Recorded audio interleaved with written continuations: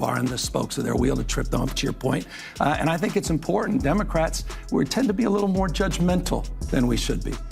This notion of cancel culture, you've been living it. You've been on the receiving end of it for years and years and years. That's real. And Democrats need to own up to that. They've got to mature about this. So look, Aaron, those aren't the only times that we found that he used it. He also used it a lot on social media. Look at a few of these right here. You see there, that is a lot of use of Latinx by him for somebody who said that nobody in his office has ever used that phrase. I never thought I'd see the day Gavin Newsom spoke openly about the real cause behind California's wildfires. In a surprising turn, a recent viral clip shows him admitting the truth, something many didn't expect. After years of public statements, this moment feels like a major shift. It's definitely a plot twist that's caught everyone's attention. John Fetterman was in the news today. He said, we're talking about the Democratic Party, he said, if we don't get our together, we're going to be a permanent minority. I agree.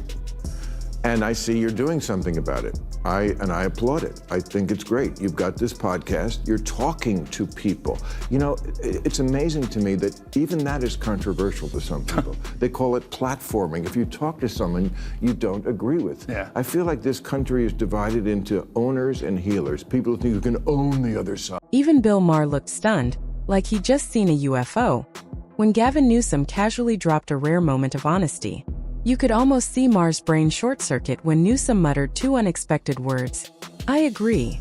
No one tuned in expecting California's slick-haired governor to abandon his usual routine of excuses and political spin. We were bracing for another round of deflection when Maher boldly said, "The Democratic Party is teetering on the verge of collapse." But then came the real shocker. Newsom, the same guy who rarely owns up to anything, actually admitted the party's in trouble. For someone who's practically made a career out of sugarcoating disaster, that moment hit like a sworn confession. And it didn't stop there.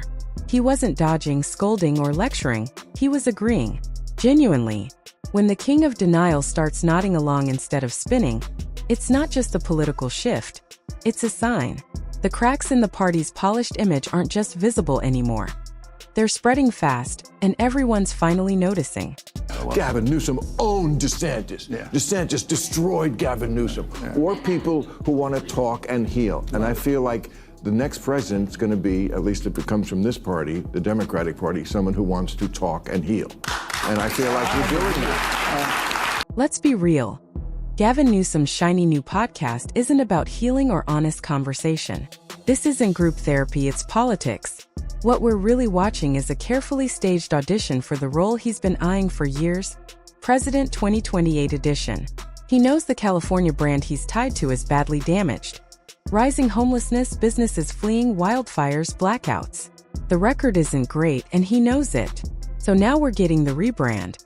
Gone is Newsom 1.0, the overpolished politician.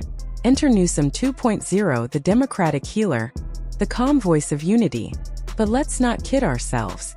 It's staged, it's scripted, and it reeks of political theater dressed up as authenticity. To me, that's pure hypocrisy. He's not here to fix America's divides. He's here to polish up his image, burnish the brand, and prep the resume. That's the play. The podcast is just the prop. And honestly, who's really buying Gavin Newsom as America's therapist-in-chief? Because if that's the pitch, the performance needs a serious rewrite. It's really been interesting, the reaction to the podcast. I mean, we had some controversial figures on, I'll acknowledge that, and Steve Bannon, Charlie Kirk, and some others. But you're right. I mean, this idea that we can't even have a conversation with the other side. You have to. They won. Thank you. That's it, bottom line. And by the way, or the notion that we just have to continue to talk to ourselves or we're in the same damn echo chamber. These guys are crushing us. The Democratic brand is toxic right now. And let's not ignore the irony of Gavin Newsom preaching about echo chambers and the need for honest dialogue, because during one of his carefully curated moments, he slipped. He actually admitted the Democratic brand is toxic right now. Wait, what? Did Gavin Newsom, king of political spin, just say that out loud? Apparently, yes. And honestly, I'm stunned.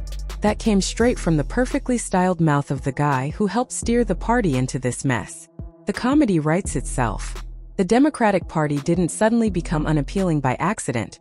It was dragged there by image-obsessed politicians like Newsom, more interested in optics, slogans, and social media clips than real solutions. Just look at California. Homelessness, crime, wildfires, economic flight. It's a highlight reel of failed leadership. Yet here he is, pointing out the rot like he's been a passive observer. It's like the arsonist walking back to the blaze saying, "Wow, that fire really got out of hand." If Newsom wants to talk about political toxicity, he should start by taking a long, honest look in the mirror.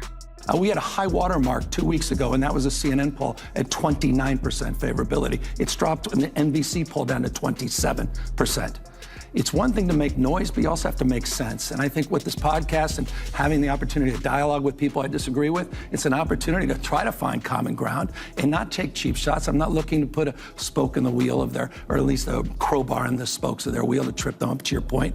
And I think it's important. Democrats, we tend to be a little more judgmental than we should be. Have you noticed how Gavin Newsom keeps casually name-dropping his podcast like it's no big deal? Classic Gavin, slick, calculated, always in sales mode. It's a perfect glimpse into who he really is. The polished poster child of the modern democratic machine. Lots of talk, minimal results. He'll dance around real issues with rehearsed sound bites, and when the dust settles, nothing's actually been fixed. But here's where it got interesting.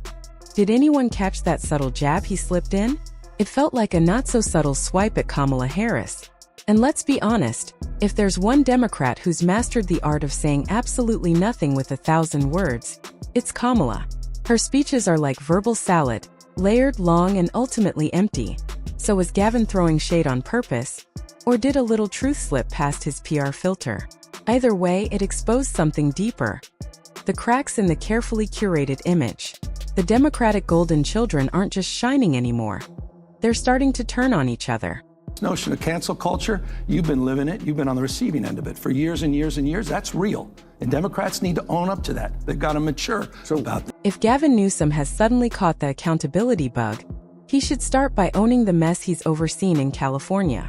You don't get to hop on national TV, scold fellow Democrats for the 2024 loss, and lecture on responsibility while pretending your own hands are clean. That's not leadership. That's hypocrisy on stilts. California isn't a success story under Newsom. It's a case study in failure. Homelessness is out of control, businesses are fleeing, taxes are crushing, crime is soaring, and families are packing up and leaving. If Newsom wants Democrats to take ownership, he should go first, because he's not just a bystander to California's decline, he's the one holding the blueprint. Until he admits his role in the chaos, all his talk of accountability is just political theater, dressed up in better lighting. And let's not forget, he's part of the reason for the party's broader collapse too. Need proof? He claimed he never used the term ladings. Roll the tape. The receipts are out there and they don't lie. Let's talk about the word Latinx. Just 2 weeks ago, here's what he said about it. By the way, not one person ever in my office has ever used the word Latinx. So can we finally put that to bed? Yeah, we agree? where did that even No come? more Latinx, like, everybody. Well, I just didn't even know where it came from. I'm like, what are people talking about? But there was a person who used Latinx. It was actually a really important person. It was him. I hope we can really paint a picture in terms of our consciousness of how impactful this has been on the Latinx community. Latinx community, the Latinx and Black communities. You've got politicians that are banning not assault rifles, but the word Latinx. They're not even serious. So now you see why I was genuinely stunned to hear Gavin Newsom accidentally let a shred of truth escape his carefully managed script. This is a man so deeply addicted to spin, deflection, and distraction that we've all been conditioned to expect nothing but polished lies.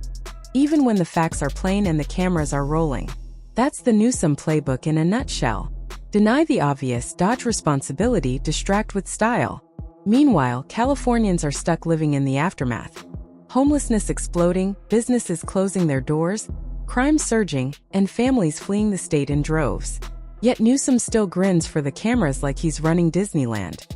So when he let even a tiny truth slip out, it felt like spotting a unicorn prancing through downtown San Francisco. Rare, surreal, and nearly impossible to believe. Because at the end of the day, Newsom isn't leading, he's selling. A smooth-talking illusionist in a designer suit, peddling narratives while the state crumbles around him. And funny enough, that wasn't even the first time he tried to rewrite his ladings history either. Look, Aaron, those aren't the only times that we found that he used it. He also used it a lot on social media. Look at a few of these right here. You see there, that is a lot of use of Latinx by him for somebody who said that nobody in his office has ever used that phrase. Credit where it's due. Hats off to Bill Maher for actually getting Gavin Newsom to drop the mask and cough up a sliver of truth. That's no small feat. Newsom is usually as scripted as a Hollywood teleprompter, but somehow Maher boxed him in until he admitted what the rest of us have been saying for years. Maybe that's why so many top Democrats avoid Maher's stage like it's radioactive. They know he's not there to toss softballs or let them spin forever. He pushes, he digs, and eventually someone cracks. For a party obsessed with optics and tightly controlled narratives, that's a nightmare. If Maher can break through Newsom's polished shell, just imagine what might happen if the rest of the Democratic elite were forced under those same unfiltered lights. I was on KBLA yesterday, with my friend Tavis Smiley. I'm an investor and a supporter of that station. And he said, who do you want to run the president? I mentioned, I think you'd be good at the job. Not this year, we know. No, I know.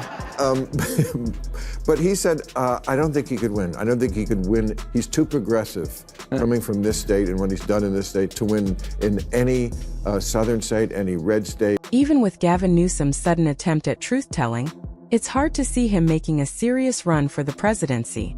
Let's be honest, his record in California is a warning, not a model. Under his leadership, the state's become a high-cost, high-crime, high-tax mess. Homelessness is out of control, businesses are fleeing, and middle-class families are being priced out. That's not exactly a presidential resume. Newsom's brand of woke, polished politics might play well in coastal bubbles, but it doesn't connect with everyday Americans who are tired of speeches and want results. He talks a big game, but the results just aren't there. And let's not pretend that one honest moment on Bill Maher's set wipes the slate clean. Doesn't. His podcast sermons, photo op politics, and media polish don't hide the fact that he's helped drive California into the ground. If this is the Democrats' future star, the party's in deeper trouble than it realizes. Newsom isn't the answer, he's the red flag. Thanks for watching. If you like this breakdown, don't forget to like and subscribe. Catch you in the next one.